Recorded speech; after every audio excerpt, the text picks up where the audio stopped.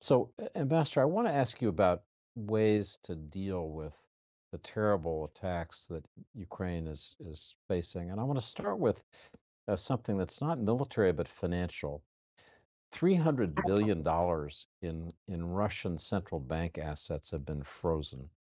And there's an argument that that money, which is Russia's, should be taken and given to Ukraine to finance the rebuilding of Ukrainian territory that's been destroyed.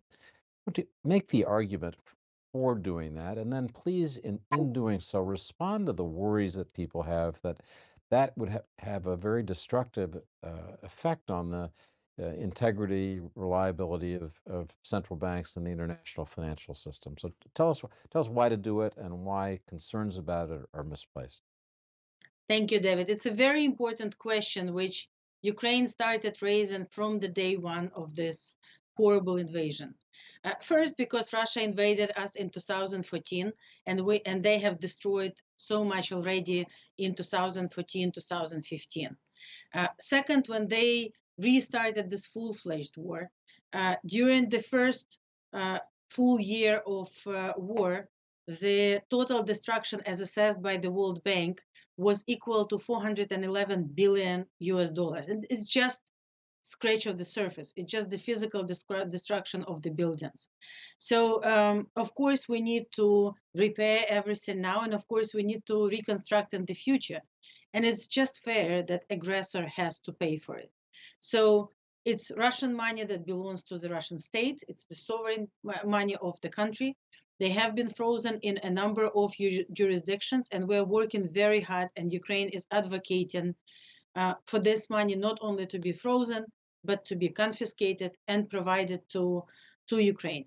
Now, a number of countries, including US, already are doing that with a private money. So as you know, the changes into the legislation have been made in the US.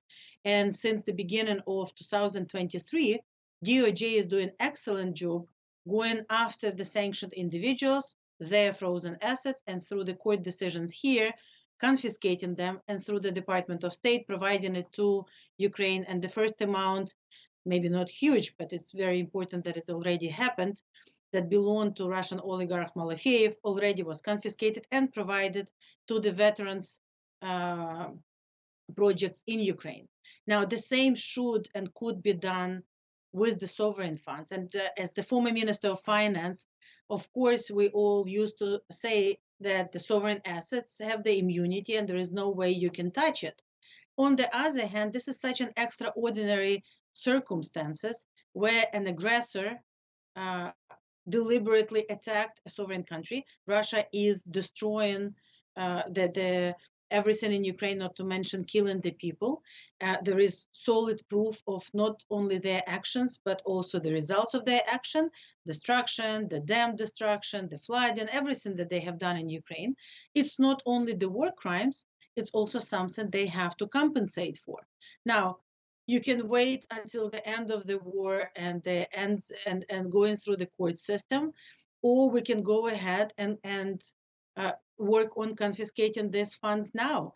And I'm sure it will not have any effect on the broader system, and it will not scare the normal countries, and it will not seed their distrust in any jurisdictions that are holding this money, unless, of course, these are people who intend to attack their neighbors unjustifiably and without any provocation. So uh, this war has already, and Russians' actions have already shattered the global system as which was built after the World War II. And we have to also be, I wouldn't say flexible, but very proactive in addressing these new challenges. And this is one of the areas where I think we have to move decisively.